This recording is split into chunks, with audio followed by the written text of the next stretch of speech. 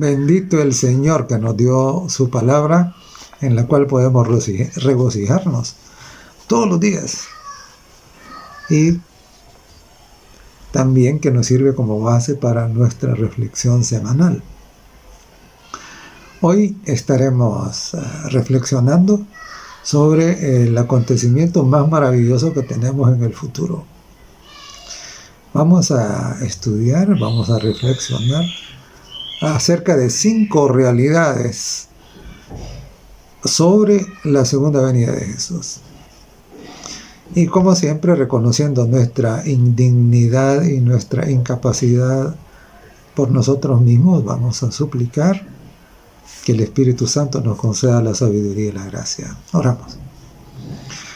Bondadoso Padre, esta mañana oramos suplicándote que por favor el Espíritu Santo que inspiró a los profetas, que inspiró a los apóstoles, que asistió a Jesús en su ministerio aquí en la tierra, también nos asista a nosotros ahora. Ayúdanos a comprender lo glorioso de la segunda venida de Jesucristo. En su nombre te lo rogamos todo. Amén.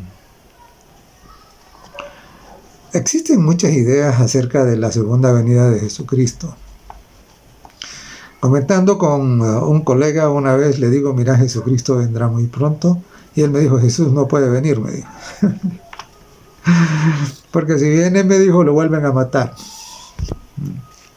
Otros creen que la segunda venida de Jesús es algo simplemente espiritual. Cuando Jesús viene a mi corazón, me dicen, es que esa es la segunda venida. Esa es la venida de Cristo. No hay nada más que eso. Aún hay otros que dicen, no va a pasar nada. No es mentira, ¿verdad? No hay segunda venida.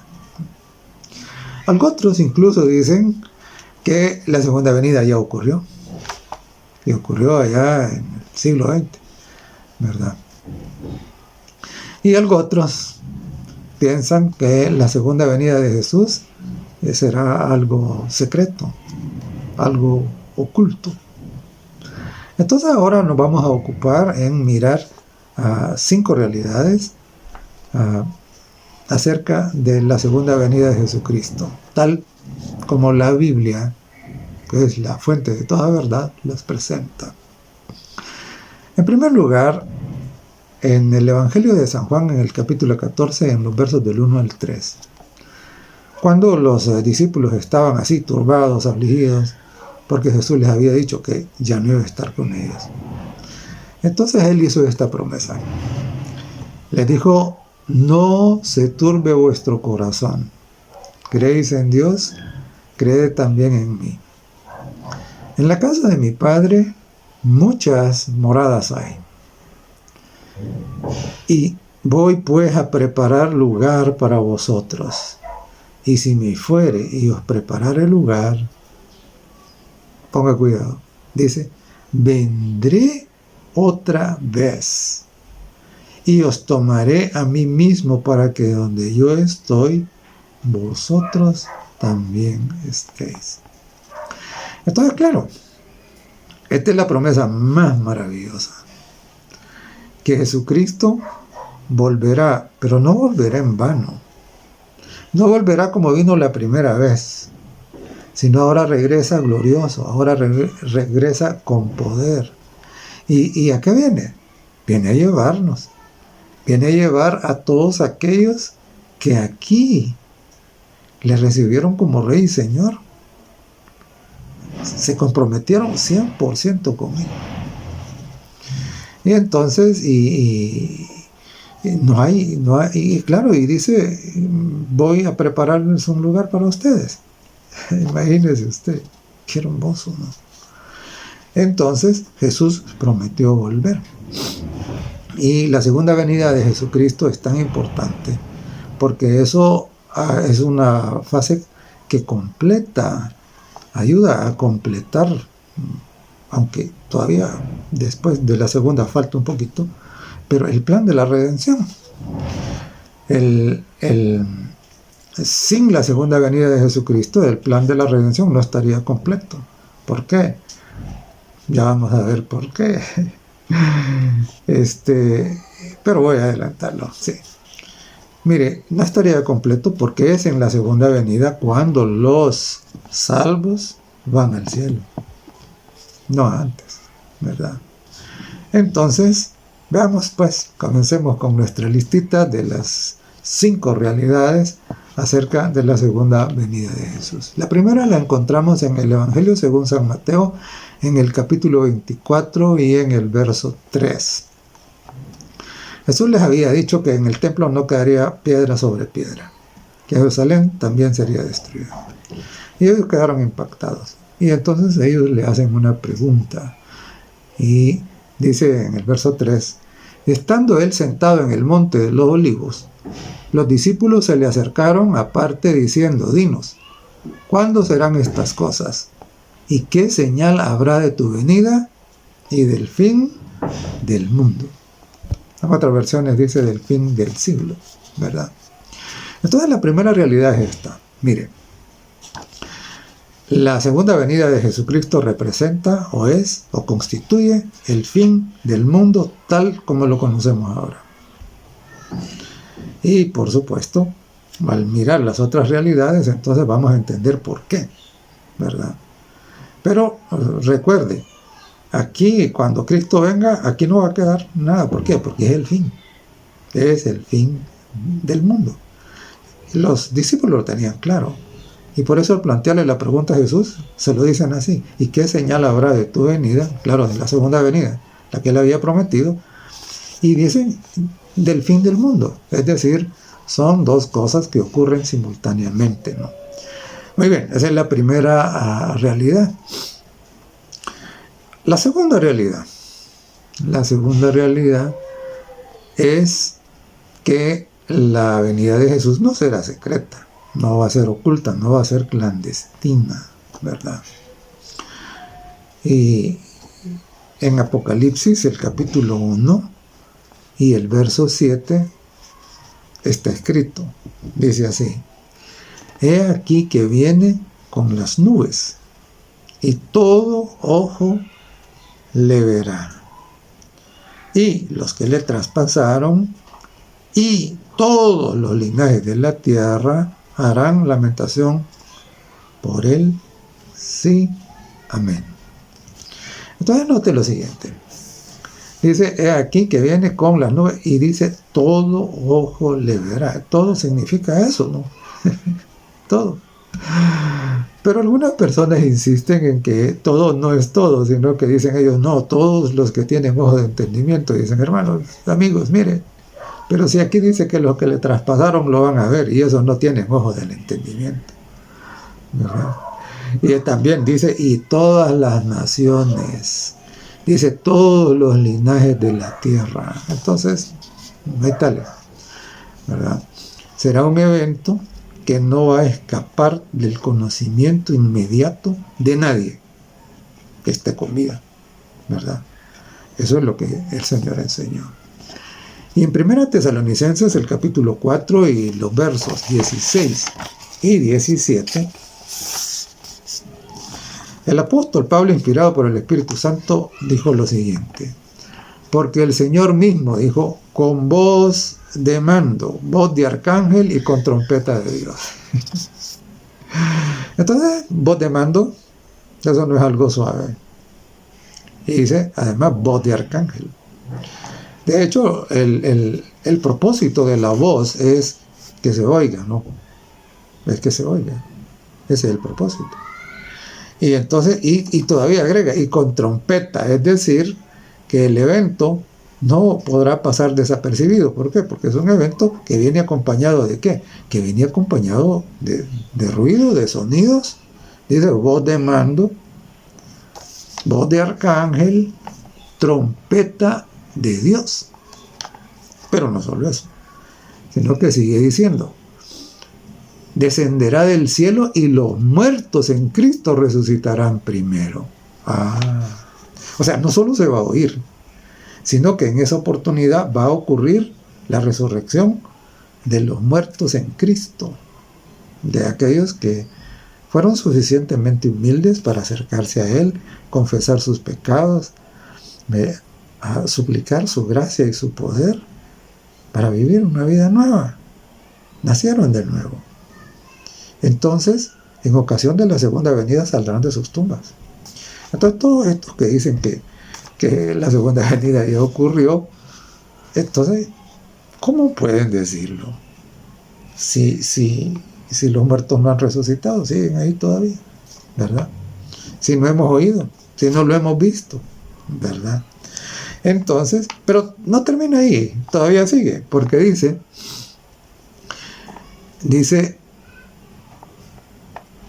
luego nosotros, los que vivimos, sí, los que hayamos quedado, dice, seremos arrebatados juntamente con ellos en las nubes para recibir al Señor en el aire, y así estaremos siempre con el Señor.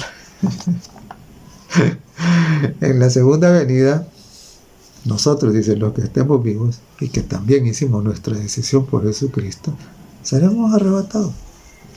O sea, si Cristo ya vino, yo no podría estar hablando aquí con ustedes, ¿verdad? Y ustedes tampoco podrían estarme oyendo.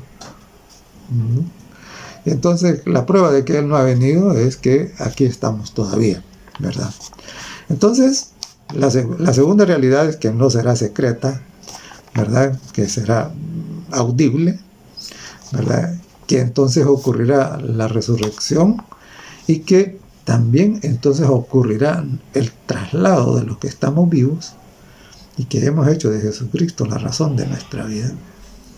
Entonces seremos trasladados al cielo, ¿verdad?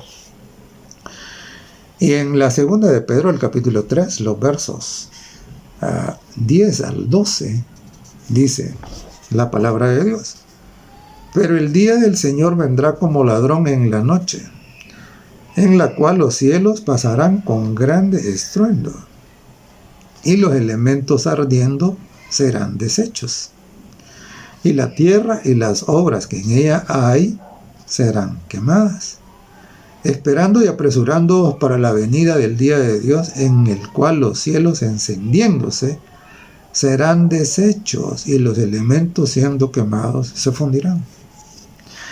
Y por eso es que los discípulos le dicen a Jesús: ¿qué señal habrá de tu venida y del fin del mundo? O sea, hermanos, mire, amigos, será el fin del mundo. ¿Por qué? Porque aquí el apóstol Pedro dice que todo se va a quemar. Y los elementos, dice, esto, cosas no químicas de las cuales está constituido todo lo material, dice que esto, todo se va a fundir, todo se va a quemar. Y a mí me llama la atención también porque dice en el inicio del verso 10 que los cielos pasarán con grande estruendo. Y ya vamos a ver más adelantito por qué es ese gran estruendo, ¿verdad? Y entonces, claro, si es voz de mando, si es voz de arcángel, si es trompeta de Dios, si es gran estruendo, entonces está claro que esto tiene que ser un acontecimiento que no puede pasar oculto, no puede pasar desapercibido. Y claro, y algunos dicen, no, pero aquí dice que vendrá como ladrón en la noche. Jesús no viene como ladrón. Aquí, mire, lea bien el texto. Dice, pero el día del Señor vendrá como ladrón. El día del Señor es el que viene como ladrón, pero no el Señor. ¿Por qué viene como ladrón el día? ¿Por qué? Porque el día y la hora nadie lo sabe. Y el ladrón no le manda un aviso a usted cuando va a llegar a su casa a robarle todo, ¿no? ¿Verdad? Que no, que es un momento en que usted no espera, entonces llega. Entonces, claro, el día del Señor dice que vendrá como ladrón. Y claro, cuando llegue ese día, porque el día y la hora nadie sabe, por eso es que viene como ladrón, ¿no? Sin aviso. Sin un aviso así directo de fecha, pues. Pero entonces habrá gran estruendo, ¿verdad? Y entonces todo va a ser consumido por el fuego. Por eso es que es el fin del mundo, ¿verdad?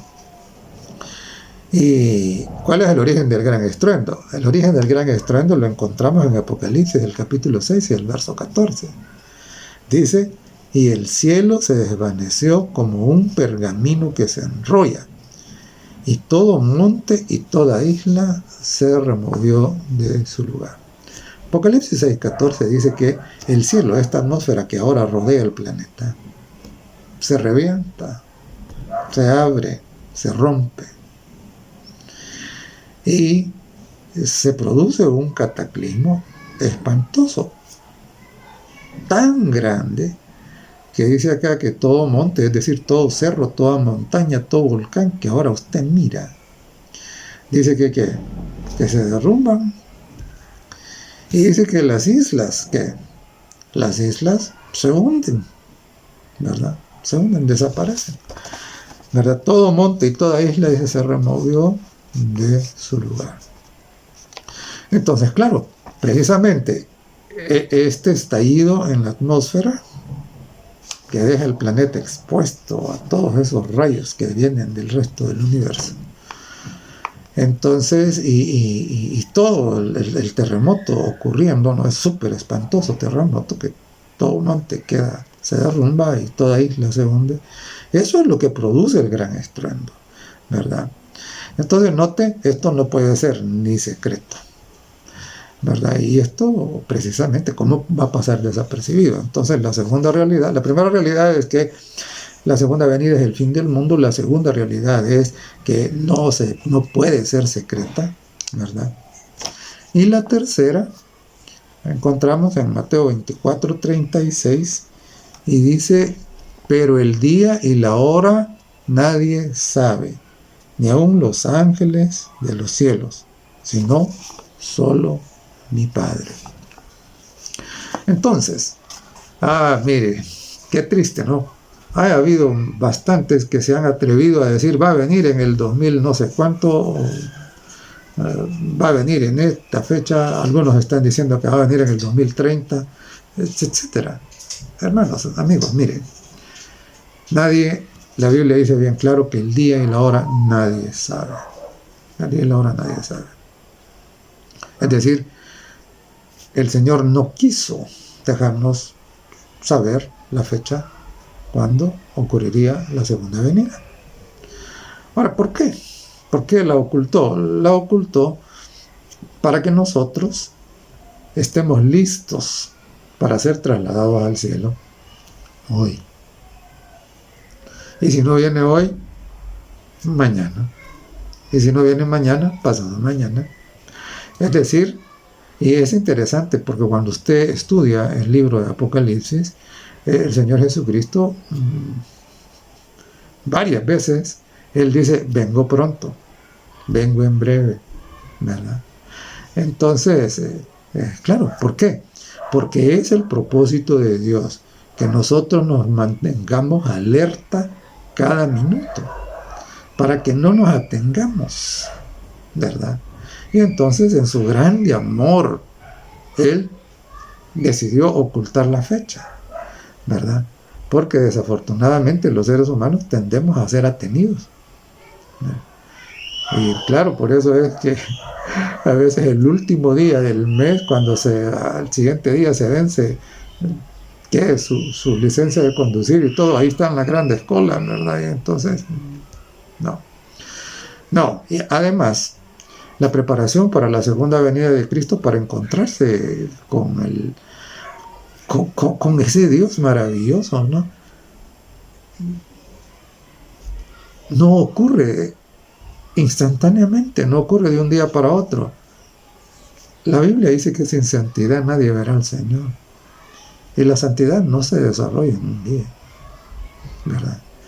Y entonces, pero se desarrolla cuando nosotros estamos pendientes de la venida de nuestro Señor, de nuestro Rey, de nuestro Salvador. Entonces es que se desarrolla. Así es de que,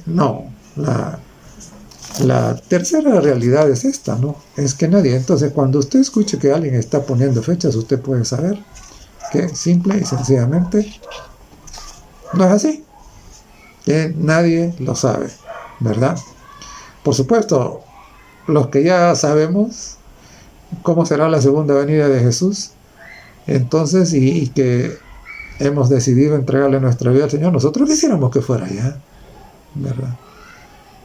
Porque el mundo ha llegado a una situación que es insoportable. Mire, crisis de todo tipo, crisis humanitaria de toda clase, ¿no? Es increíble, delincuencia imparable en algunos países, crisis económica ya no se diga, hasta los países que se suponía que tenían economías bien sólidas están ahí ¿cómo se llama?, en riesgo de impago. Y no entiendo muy bien qué significa eso, pero es lo que dicen los economistas, ¿no? Entonces, crisis económica, crisis climática, crisis racial, crisis de valores, es increíble la degeneración moral, ¿verdad? Entonces, y claro, hemos puesto basura hasta en el espacio, ya no digamos en el océano y en la tierra, y en la mente, ¿verdad? Entonces, no puede prolongarse, ¿verdad? Jesús vendrá muy pronto, pero no sabemos cuándo, ¿verdad? Anhelamos que venga, pero no sabemos cuándo. Mientras tanto, perseveramos en la fe, con nuestros ojos puestos en Cristo como nuestro ejemplo, como nuestro Rey, como nuestro Señor, y dependiendo por la fe de su gracia y de su poder. Y al amarle con toda nuestra mente, entonces serle obedientes en todo, por la fe. Muy bien, entonces, ahora, la cuarta realidad acerca de la segunda venida de Jesús es que las señales prácticamente están cumplidas. Prácticamente están cumplidas. En San Mateo 24:14 dijo: y será predicado el evangelio del reino en todo el mundo, y entonces vendrá el fin. Y ocurre que ahora con todo este desarrollo de la tecnología, el evangelio ahora está disponible aún en aquellos países que durante mucho tiempo fue imposible que penetrara. Mire, con internet, con cualquier lugar, y claro, con toda esa nube de satélites que hay ahora, que sirven como especies de antenas, entonces el evangelio está disponible para todo el mundo, ¿verdad? Además, en Mateo, el capítulo 24 y los versos 37 al 39, Jesús hizo esta declaración. Dijo: mas como en los días de Noé, así será la venida del Hijo del Hombre. Porque como en los días de Noé, antes del diluvio, estaban comiendo y bebiendo, casándose y dándose en casamiento, hasta el día en que Noé entró en el arca. Y no entendieron hasta que vino el diluvio y se lo llevó a todos. Así será también la venida del Hijo del Hombre. Entonces el Señor Jesús dijo o anticipó que cuando estuviera cerquita la segunda venida, su segunda venida, el mundo iba a haber reproducido una condición similar a la que existía en los días de Noé. Y entonces la pregunta es: ¿y cómo era la situación? Cuando nosotros vamos a Génesis, capítulo 6, 7, que nos hablan ahí acerca del diluvio, ahí dice que el pensamiento de los hombres era de continuo solamente el mal. Se habían apartado de la voluntad de Dios, habían renunciado a la bondad del Señor. Y Dios, en su misericordia, porque Dios es tan maravilloso, su amor es tan inmenso, que Él no quiere que nadie se pierda, Dios les mandó un mensaje de advertencia, les mandó el mensaje de salvación. Durante 120 años Noé estuvo advirtiendo a la gente, ¿no? Sin embargo, la palabra de Dios no tenía ningún interés para ellos. Y ese es el mundo que vemos ahora, ¿verdad? El mundo en que vemos ahora reina el mal en sus diferentes modalidades en la mente de la gente. El interés por conocer la realidad acerca de Dios y del plan de salvación escasea. Entonces, Claro, y dice acá que estaban casándose y dándose en casamiento, comiendo y bebiendo. La gente dice, no, comamos y bebamos que mañana moriremos, ¿verdad? Y esto de casándose y dándose en casamiento, pero si casarse y darse en casamiento no es malo. No, no es malo cuando ocurre de acuerdo a la voluntad de Dios. Pero ocurre que ahora la perversión del casamiento ha llegado a una situación que es terrible, ¿no? Es contradictoria totalmente a el modelo que Dios estableció. Entonces, ¿estamos como en los días de Noé? Sí, estamos como en los días de Noé. Pero el Señor no solo dijo que el mundo estaría en una condición similar a la de los días antes del diluvio, sino que también dijo en el Evangelio de según San Lucas, lo encontramos registrado en el capítulo 17 y en los versos 28 al 30. Dice así: asimismo como sucedió en los días de Lot, comían, bebían, compraban, vendían, plantaban, edificaban. Mas el día en que Lot salió de Sodoma, llovió del cielo fuego y azufre, y los destruyó a todos. Así será el día en que el Hijo del Hombre se manifieste. Entonces notemos, el Señor no solo dijo que el mundo estaría en la condición antediluviana, cercana a Noé, sino que también sería como en los días de Lot. Y cuando nosotros vamos a Génesis a mirar cuál era la situación en los días de Lot, ¿qué encontramos? Encontramos que la degeneración de la sociedad había alcanzado niveles tan grandes y que lo que ahora algunos reclaman como derecho, esto de inventarse todas esas otras modalidades de género, dicen, ¿verdad? Así que el género en realidad no existe, lo que existe es el sexo, ¿verdad? Y entonces, ¿qué? Eso había llegado a niveles intolerables ya. Y entonces, claro, ahora la pregunta es, ¿cómo estamos nosotros ahora? ¿Acaso no estamos igual? ¿Acaso no tenemos ya los días de Lot?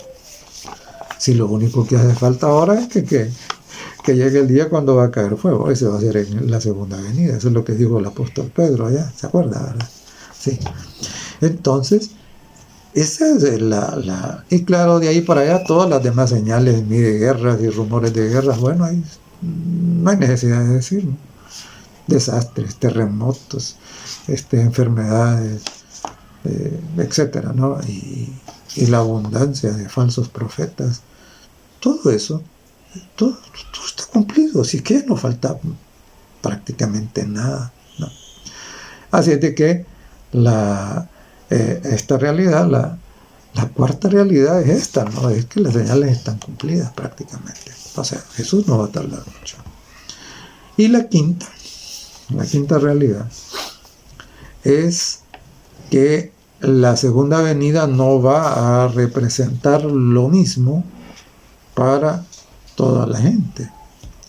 Mira, hay una idea que es bastante bonita, es agradable, que muchos están repitiendo, ¿no? Que les gustaría, a ellos les gustaría que así fuera, a mí me gustaría que así fuera también, pero eso no es lo que dice la palabra. ¿Cuál es esa idea? Es lo que algunos le llaman el universalismo. Que al final de cuentas, como Dios es amor, dicen, entonces Dios va a salvar a todos, sin distinción de lo que hicieron, sin distinción de lo que decidieron, sin distinción del carácter que desarrollaron, sin distinción de si son santos o son unos malvados, degenerados o corruptos, sin distinción de eso, Dios va a salvar a todos, dicen, ¿verdad? Entonces, claro que en el fin del mundo, al final de cuentas, Dios va a salvar a todos. Ahora, suena bonito, ¿no? Suena agradable, pero es una mentira, porque eso no es lo que dice la palabra de Dios. Y recuerde usted, nunca olvide esto, que la palabra de Dios es la verdad. Eso es lo que el Señor Jesucristo dijo. Eso es lo que nos enseñó nuestro Señor, nuestro Maestro, ¿verdad? Nuestro Rey, nuestro Salvador. Él dijo, ¿verdad? Santifícalos, dijo, en tu verdad. tu palabra es la verdad. Entonces, esa palabra que es la verdad nos indica que cuando Cristo venga, precisamente la humanidad va a estar dividida en dos. Aquellos que se humillaron y que permitieron que el Espíritu Santo transformara su mente y su corazón, escribiera en su mente y su corazón sus santos mandamientos, que le diera una nueva vida en Cristo, y entonces vivieron en santidad, en obediencia, ¿verdad?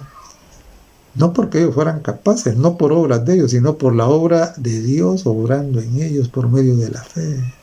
¿Ya? Eso es, ¿cómo lo van a ver?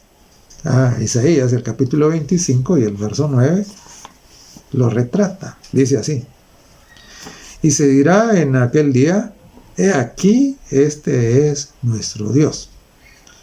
Lo hemos esperado y nos salvará. Este es el Señor a quien hemos esperado. Y mire qué lindo, dice, nos gozaremos y nos alegraremos en su salvación. Claro.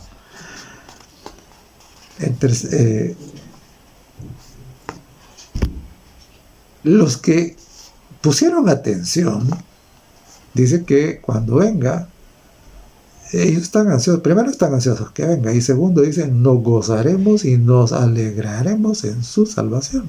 Por supuesto. Ya vimos allá en 1 Tesalonicenses 4 que dice que los muertos en Cristo, estos resucitarán, y que los vivos que están en Cristo, esos serán transformados y serán arrebatados para encontrarse con Él en el aire. Y entonces por eso es que dicen, nos gozaremos y nos alegraremos, ¿verdad? De que Él regrese, ¿no? Entonces este grupo estará feliz, eso será lo más maravilloso. Y yo no sé si usted ya tomó las decisiones necesarias para pertenecer a este grupo.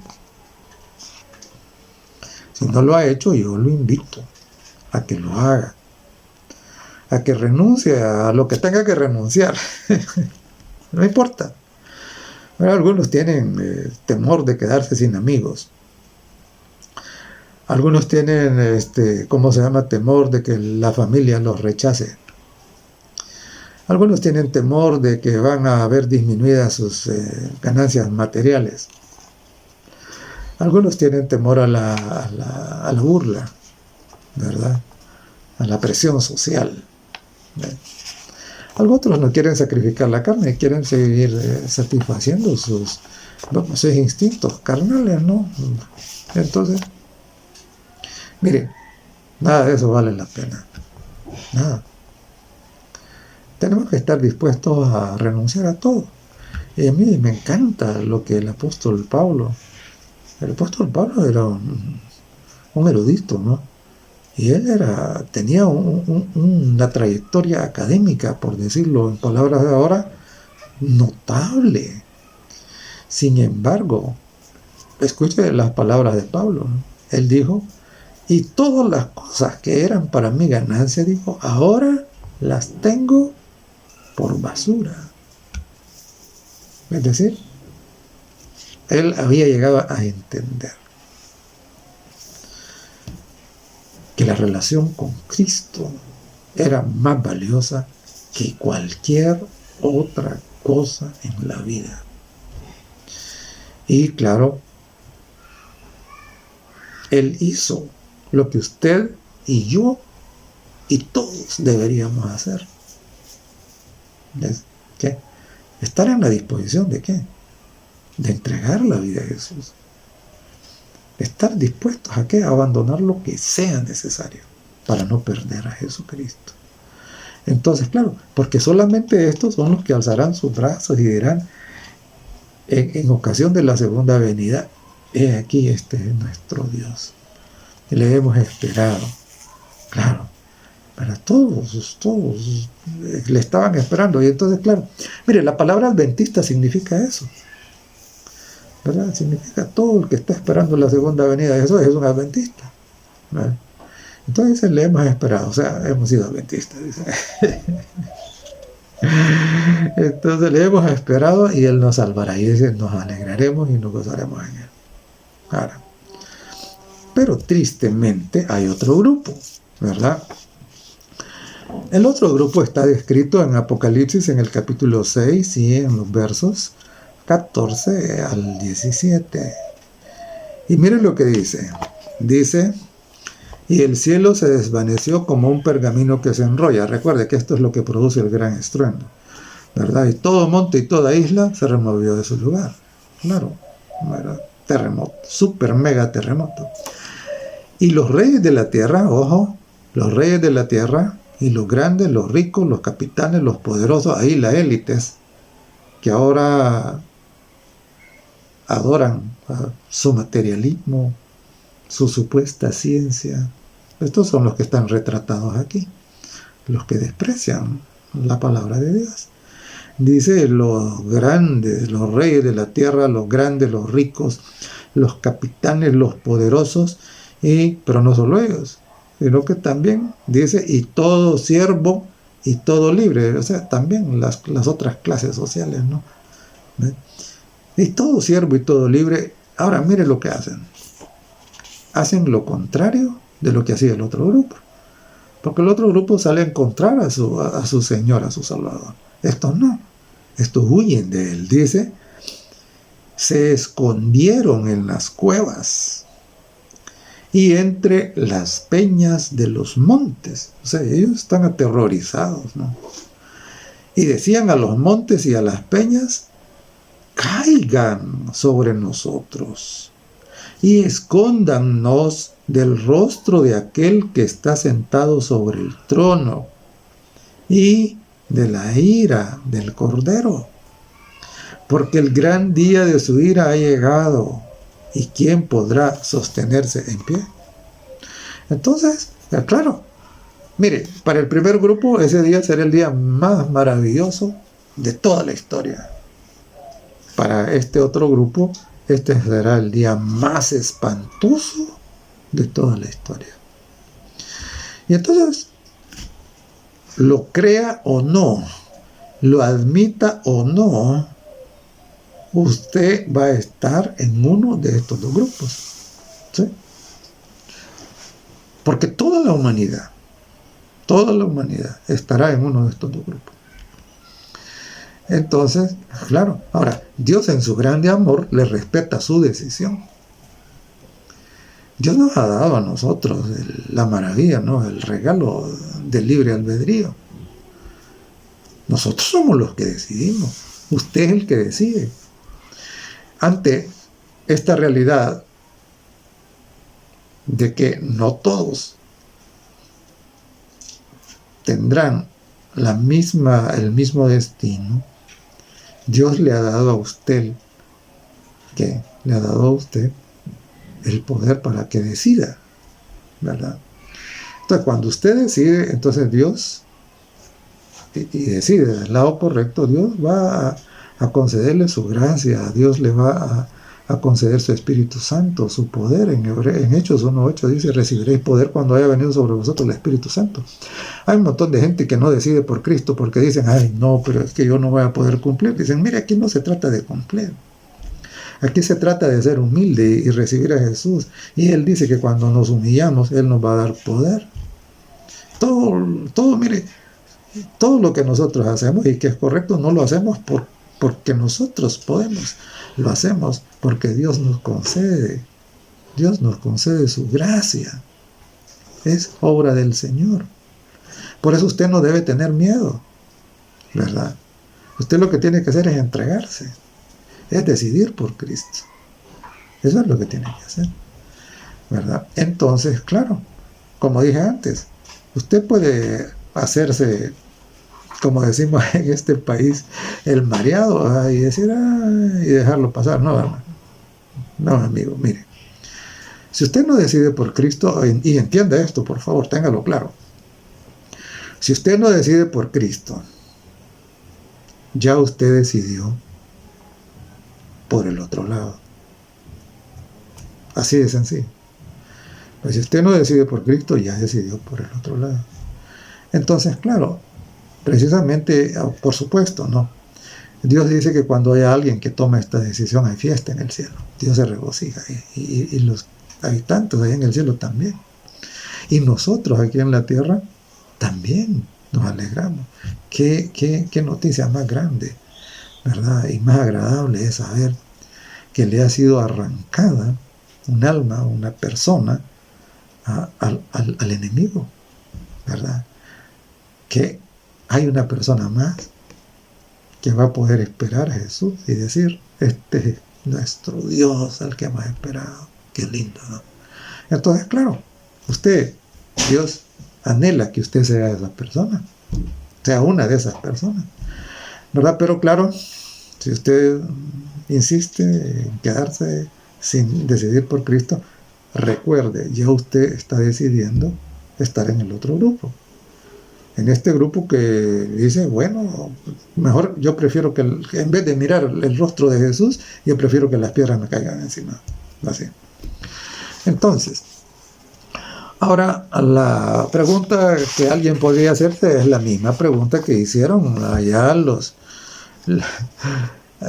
que escucharon el sermón del apóstol Pedro en el día del Pentecostés. Mire, Pedro predicó un sermón fantástico, ¿no? Increíble. Hizo un recorrido de toda la historia y entre todas las cosas les dice, y ustedes lo mataron. Ustedes mataron al Dios hecho hombre que vino a salvarlos. Y entonces dice la Sagrada Escritura registrada en el libro de Hechos, en el capítulo 2, en los versos 37 y 38, dice, al oír esto, dice, los que estaban oyendo, pues, al oír esto se compungieron de corazón y dijeron a Pedro y a los otros apóstoles, varones hermanos, ¿qué haremos? ¿Ah? Y creo yo que es la pregunta, esta es la pregunta de oro al escuchar esta verdad. Preguntar, ¿y entonces qué hago? ¿Qué haremos? ¿Y cuál fue la respuesta? El siguiente verso, el verso 38 dice, Pedro les dijo, arrepentíos y bautícese cada uno de vosotros en el nombre de Jesucristo para perdón de los pecados y recibiréis el don del Espíritu Santo.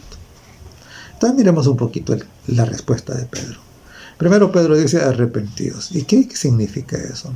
Arrepentirse significa estar dispuesto a romper con la vida anterior, con todo aquello que no estaba de acuerdo con la Sagrada Escritura en su vida, ¿verdad? Entonces, eso es la disposición, ¿no? Es decir, no, Señor, aquí estoy, pero yo no quiero ser como era antes. Por favor, transfórmame. Eso es arrepentirse. Recientemente estaba presentando este tema del arrepentimiento y pregunté a la audiencia, ¿no? ¿Tienen claro qué es arrepentimiento? Y entonces hubo alguien que dijo, sí, es sentir el dolor por haber cometido un error. Eso, algunos así lo entienden. Mire, eso es remordimiento, ¿verdad? Arrepentimiento quiere decir disposición de cambio. Y como he comentado en otras oportunidades, algunos le llaman propósito de enmienda, así le llaman. Yo creo que es un buen nombre, ¿no? Porque lo describe. Es la disposición a no seguir por el mismo camino de pecado en el que hemos andado antes, sino es la disposición a ir por lo que Dios nos vaya mostrando como camino de santidad, ¿no? Ese es arrepentimiento. Y entonces cuando alguien ha tomado, ha examinado su vida a la luz de la palabra de Dios y se da cuenta de que hay tantas cosas ahí que en su vida no han estado correctas, confiéselas y dígale, Señor, yo ya no quiero esto, sácalo de mi vida, ¿verdad? Dame un nuevo corazón para andar en santidad. Eso es el arrepentimiento, ¿verdad? Y entonces dice, bueno, y primero era arrepentirse, y cuando alguien se ha arrepentido, está listo para ser bautizado, ¿verdad? Y entonces dice, y bautícese. Mire, algunos dicen, no, sí, yo sí creo, sí, yo aceptaba al Señor, pero bautizarme no. Mire, la Biblia es bien clara. En Marcos, el capítulo 16 y el verso 16 dice, el que creyere en Cristo, por supuesto, y en lo que él dijo, y fuere bautizado, será salvo. Bueno, y aquí Pedro fue bien claro, le dijo, arrepentidos y bautícese, ¿verdad? Y bautícese. Y claro, algunos dicen, no, pero a mí me bautizaron cuando yo era un bebé. Mire, si usted es uno de esos, quiero explicarle que probablemente quienes la bautizaron tenían la buena intención. Sin embargo, eso que hicieron, según la Biblia, no es bautismo, ¿verdad? No lo es. Por varias razones. Solo voy a comentar una, que tiene relación con el texto. Porque usted en esa condición no podía haberse arrepentido. Y el verdadero bautismo tiene como prerequisito el arrepentimiento. O dígame usted se arrepintió cuando fue bautizado y era bebé. ¿Verdad que no? No. Entonces, no es así. Y claro, hay otras cositas ahí por las cuales el bautismo de bebés no es verdadero bautismo. Por lo tanto, si usted eso es lo que cree que ha sido su bautismo, tengo que decírselo con honestidad. Ese no es bautismo para usted. Usted está pendiente de ser bautizado, ¿verdad? El apóstol Pedro dijo, arrepentidos y bautícese. Y cuando fuese bautizado, dice, vendrá sobre usted el Espíritu Santo. Y déjeme decirle también que sin el Espíritu Santo es imposible vivir la vida cristiana. No se puede, ¿verdad? Porque el Espíritu es el que produce en nosotros el querer hacer el bien. En Hechos 1:8 dice, y recibiréis poder cuando haya venido sobre vosotros el Espíritu Santo. El Espíritu Santo va a venir sobre usted, aquí dice Pedro, cuando usted sea bautizado. Eso es lo que pasó en ocasión con Jesús. Cuando él fue bautizado, entonces el Espíritu Santo vino sobre él. Y el cielo se abrió y una voz del cielo dijo, este es mi Hijo amado en el cual tengo complacencia. Y sabe, cada vez que alguien decide bautizarse, igual en el cielo se hace esa misma declaración. Este que antes no era mi hijo, ahora lo reconozco como mi hijo y me complazco en ello. Y entonces usted me va a decir, pero que no todos somos hijos de Dios. No, eso no es lo que dice la Biblia. La Biblia dice en Juan 1:12, dice, a los que le recibieron, dice, a los que creen en su nombre, les dio potestad de ser hechos hijos de Dios. Entonces, si alguien no ha recibido a Jesús, no puede alegar que es un hijo de Dios. Si usted pensaba lo contrario, yo también pensaba lo contrario. Pero cuando nuestras opiniones chocan con ese muro de la palabra de Dios, simplemente tenemos que hacerlas pedazos y desecharlas, ¿verdad? Es agradable pensar que todos somos hijos de Dios, no todos. Jesús dijo en alguna oportunidad a los que lo querían matar, ustedes son hijos del diablo, les dijo. Y claro, no es para que nosotros le andemos diciendo hijo del diablo a nadie, ¿verdad? Pero la realidad es que entonces, ¿no? Tenemos que recibirle. Tenemos que recibirle. Y entonces recibiremos ¿qué? El Espíritu Santo. Él nos dará la gracia, el poder, para poder llevar una vida como aquella que nosotros, sin la gracia del Señor, no sería imposible vivir. Una vida de santidad, para abreviarlo. Una vida correcta, una vida agradable delante de Dios y de bendición para los que nos rodean, ¿verdad? Y entonces existe el pensamiento de que, bueno, mire, pero es que yo en mi casa estudio la Biblia, yo en mi casa oro, yo en mi casa. Bueno, pero mire este texto. Hechos 2, el verso 47 dice, alabando a Dios y teniendo favor con todo el pueblo, claro, los que habían bautizado, ¿no? Dice, y el Señor, dice, añadía cada día a la iglesia a los que habían de ser salvos. Es simple. Miren, cuando usted se bautiza y usted recibe el Espíritu Santo lo va a llevar, lo va a acercar a la iglesia, porque aquí dice, el Señor añadía cada día a la iglesia los que habían de ser santos. Algunos piensan que la iglesia es un asunto de hombres, no es un asunto de hombres. Quien lo estableció fue el Señor Jesucristo, ¿verdad? Y en Efesios dice que la iglesia es el cuerpo de Cristo.